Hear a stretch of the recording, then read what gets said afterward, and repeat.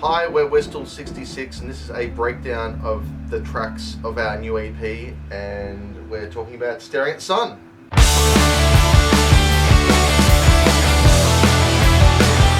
So, Staring at the Sun. This was an early song. I think I had that chord progression for the verse that I threw to you, and then it all just went from there. Yeah. I remember it being scary because it was like a pretty complex kind of progression, like lots of different things going on and stuff like that. And you and Scott sent through like the early demos. I think maybe with Scott just playing parts and like, oh, I don't know if I'm going to be able to pull this off, but we made it work. I think you absolutely could pull that off, and you've shown it. This is a really interesting song. I don't often write straight up love songs lyrically, and for this one I tried to get back to what it was like sort of that first few times that I saw my wife, and the idea of like staring at the sun is when you look at the sun you go blind, obviously, and you can't see anything. And I think that sort of resonates with the whole idea of when you're in the early parts of a relationship and you're blind to everything, it's just that person. And I tried to get that idea of what it's like in those first sort of early days when you're with someone and you're like, oh shit, this is that person, this is my person. And I think it gets along that. It's sort of, okay, there's so many feelings coming through right now. You got to come, you got to let it happen, don't force it. I think lyrically that's where this song goes. In terms of, musically, it's a little bit more difficult in the chorus. Normally we're very much, 4 chords in the chorus to try and push it around. This one's got, 5, 6 more. So we went up by half. And obviously there's some backing vocals in this, some female backing vocals from our friend SM up in New South Wales. Thanks, shout out to her for doing this. She didn't know who we were from Apples, and she decided to be able to do this in downtime while she's been doing her new record. So shout out to her. It sounds fucking incredible, and I think the song wouldn't be as good as it is without her vocals underneath. Agree. Yeah, I just really like it. That the start of that, it just reminds me of like Descendants, All.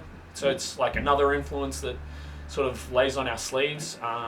Sometimes I think we fall into that habit of just being sort of a rock band, but I think that you can get songs that sort of sound differently to show your influences without sort of ripping off or anything like that, obviously. I didn't think it was going to be a great song until I heard it at the end. This one grew on me in the recording process. Yeah, like after I heard it finished, I was like, all right, I fucking get it now. Well, you could have told us earlier on that you didn't like it. But you know what? Then we might have stopped. It's great that I didn't say anything and I just let it have its process, and then it ended up awesome at the end. Like the backings in it, and as a layer by layer, as like it came through as an idea, like the MP3s that got thrown around in the group chat. Eventually, it took shape, and then it took off. It wasn't my position to be saying that it's a shit song that should be dropped, because it was too infant, and you can't make those judgments early on in the demoing process, basically. So I just let it sort of have its path, and it took its path, and it ended up being an awesome song. Yeah, it's one of those songs that obviously grew on you guys. I really liked that chorus from the beginning. I thought that the chorus was really good. I think this was the song that I wrote maybe 12 to 15 different vocal parts layered upon each other, kind of sounding like Queen when I was doing it. And I sent it through to Scott, and you complained because it was like, breaking down your computer because there were so many. There were more vocal tracks than the rest of the instruments combined, including drums. So at one point there were sort of Freddie Mercury, Queen kind of vocals in it, just when I was trying different things to see what worked for the song. And obviously as we went through the process, that kind of went through a funnel and sort of filtered out a lot of the shit that was there. I think there's still a lot in there as well. They're just very subtle in the mix. Yeah.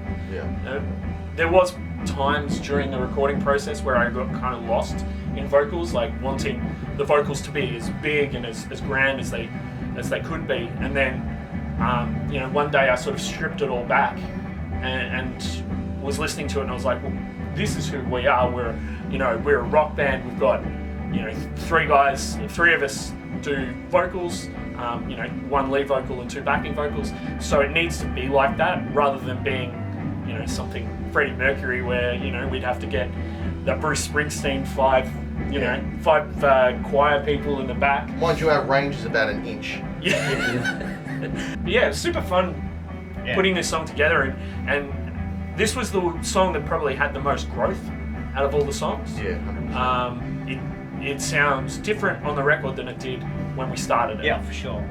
When we started it, it sounded very much like a very simple punk song by the Numbers, and ended up being a lot more sort of wider and colourful. Yeah, I really like that.